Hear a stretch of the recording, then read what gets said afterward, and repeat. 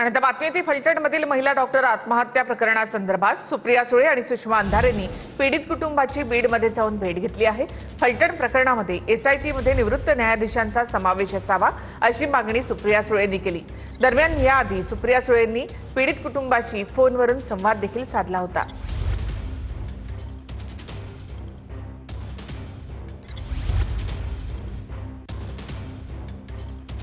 महाराष्ट्र सरकारला हात जोडून विनंती आहे की एक एसआयटी जी मागणी या कुटुंबाची आणि समस्त महाराष्ट्रातल्या मायबाप जनतेची आहे की एक सरन्यायाधीश रिटायर्ड असतील त्यांना त्याची जबाबदारी द्यावी आणि पूर्णपणे पारदर्शकपणे कुठलाही राजकीय हस्तक्षेप न करता त्या कुटुंबाला न्याय देण्याची नैतिक जबाबदारी ही आपल्या सगळ्यांचीच आहे आणि त्याच्यामुळे या केसमध्ये आम्ही सगळे स्वतः फॉलोअप करणार आहोत। बाप्पा आता दिल्लीला जेव्हा पार्लमेंटला जातील त्यांनी निर्णय घेतला आहे की ते अमित भाई शहांच्याही कानावर हे सगळ्या वास्तव घालतील, कागदपत्र त्यांनाही दाखवतील।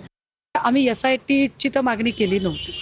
माझी स्वतःची जी मागणी आहे ती उच्च न्यायालयाची उच्चस्तरीय समिती नेमली जावी, कारण आपल्याकडे खूप साऱ्या एसआयटीज होतात आणि त्या सगळ्या एसआयटीचा काही फार उपयोग होत नाही। आपण फक्त एसआयटी नावाला होते आणि त्यांनी काही फार होतं असं मला काही चित्र दिसत नाही। रिटायर्ड जजेसची उच्च न्यायालयाच्या आदेशाने उच्चस्तरीय चौकशी समिती नेमली जावी, जेणेकरून कुठल्याही राजकीय प्रभावापासून मुक्त अशी निष्पक्ष तपास यंत्रणा वेगवानपणे कामाला लागेल।